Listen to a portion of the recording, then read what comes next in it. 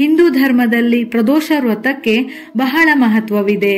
ಈ ಉಪವಾಸವನ್ನು ಶಿವ ಪಾರ್ವತಿಯರಿಗೆ ಸಮರ್ಪಿಸಲಾಗಿದೆ. ಈ ಮಂಗಳಕರ ದಿನದಂದು ಭಕ್ತರು ಶಿವನಿಗೆ ವಿಶೇಷ ಪೂಜೆ ಸಲ್ಲಿಸುತ್ತಾರೆ. ಅಲ್ಲದೆ ಉಪವಾಸ ಮಾಡಿ ಶಿವನ ಆಶೀರ್ವಾದ ಪಡೆಯಲು ಶಿವಾಲಯಕ್ಕೆ ಹೋಗುತ್ತಾರೆ.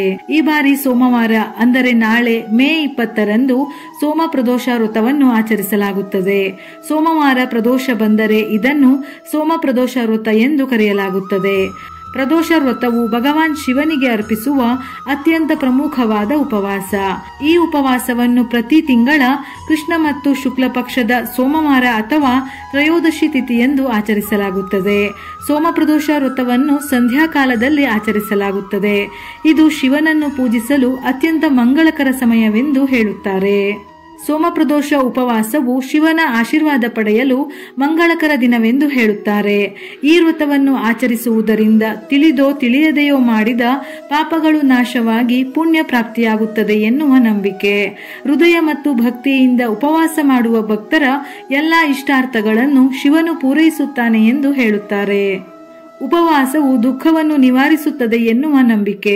ಸೋಮ ಪ್ರದೋಷ ವ್ರತ ಮಾಡುವುದರಿಂದ ಅದೃಷ್ಟ ಹೆಚ್ಚುತ್ತದೆ. ಈ ದಿನ ವಿಶೇಷವಾಗಿ ಕೆಲವು ಪರಿಹಾರಗಳನ್ನು ಮಾಡುವುದರಿಂದ ಶಿವನ ಆಶೀರ್ವಾದ ದುಪ್ಪಟ್ಟು ಲಭಿಸುತ್ತದೆ ಎಂದು ಹಿರಿಯರು ಹೇಳುತ್ತಾರೆ.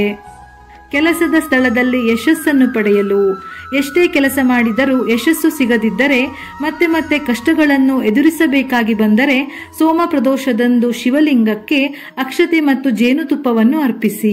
ಹೀಗೆ ಮಾಡುವುದರಿಂದ ಕಚೇರಿಯಲ್ಲಿ ಯಶಸ್ಸು ಮತ್ತು ಆರ್ಥಿಕ ಲಾಭದ ಸಾಧ್ಯತೆಗಳಿವೆ ಎಂದು ಹೇಳಲಾಗುತ್ತದೆ.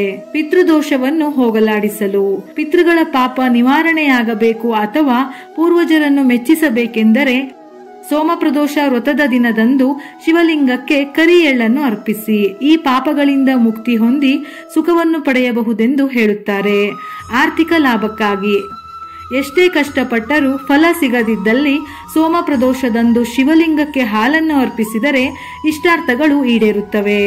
ಸಾಲಗಳನ್ನು ತೊಡೆದು ಹಾಕಲು ಹಳೆ ಸಾಲದಿಂದ ಅಥವಾ ಸಾಲದ ಹೊರೆ ಹೆಚ್ಚಾಗುತ್ತಿದ್ದರೆ ಸೋಮ ಪ್ರದೋಷ ವ್ರತದ ದಿನದಂದು ಶಿವಲಿಂಗಕ್ಕೆ ಮೊಸರನ್ನು ಅರ್ಪಿಸಬೇಕು. ಇದರಿಂದ ಉತ್ತಮ ಫಲ ದೊರೆಯುತ್ತದೆ ಹಾಗೂ ಸಾಲದ ಬಾಧೆ ದೂರವಾಗುತ್ತದೆ. ಅದೃಷ್ಟವು ಸಂತೋಷದ ಜೊತೆಗೆ ಬರುತ್ತದೆ ಎಂದು ನಂಬಲಾಗಿದೆ. ಸಂತೋಷದ ದಾಂಪತ್ಯ ಜೀವನ ದಾಂಪತ್ಯದಲ್ಲಿ ಅಡೆತಡೆಗಳು ಅಥವಾ ವೈವಾಹಿಕ ಜೀವನದಲ್ಲಿ ಉದ್ವಿಗ್ನತೆ ಇದ್ದಲ್ಲಿ ಸೋಮ ಪ್ರದೋಷ ವ್ರತದ ದಿನದಂದು ಶಿವಲಿಂಗಕ್ಕೆ ಬಿಲ್ವಪತ್ರೆಯನ್ನು ಅರ್ಪಿಸಿ. ಇದು ತುಂಬಾ ಪ್ರಯೋಜನಕಾರಿಯಾಗಿದೆ. ಅದೇ ಸಮಯದಲ್ಲಿ ವ್ಯಕ್ತಿಯು ಶಾಶ್ವತ ಫಲಗಳನ್ನು ಪಡೆಯುತ್ತಾನೆ ಎಂದು ನಂಬಲಾಗಿದೆ. ವಿಡಿಯೋ ಇಷ್ಟ ಆಗಿದ್ದಲ್ಲಿ ಮರೆಯದೆ ಲೈಕ್ ಮಾಡಿ, ನಮ್ಮ ಚಾನೆಲ್ ಅನ್ನು ಸಬ್ಸ್ಕ್ರೈಬ್ ಮಾಡಿ. ಇದೇ ರೀತಿಯ ಮನಮುಟ್ಟುವ ಉಪಯುಕ್ತ ಮಾಹಿತಿಗಳಿಗಾಗಿ ಮತ್ತೆ ಭೇಟಿಯಾಗೋಣ.